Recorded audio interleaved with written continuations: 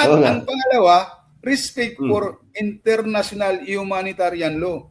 Mahalaga po itong respect for international humanitarian law kahit apat lang siya, apat na usapin siya, kasi ito yung sinabi na kahit may giyera, kahit may armed conflict, maging humane man lang sana ang giyera.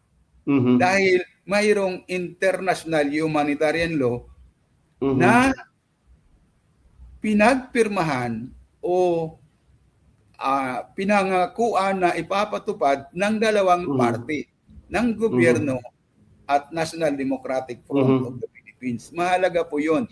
Pwede nating balikan yan kasi sa usapin mamaya ng mga violations nito, mababanggit natin yung ano yun. Ano yung dapat na hindi i-violate, hindi ilabagin dahil may agreement. Pero sa usapin na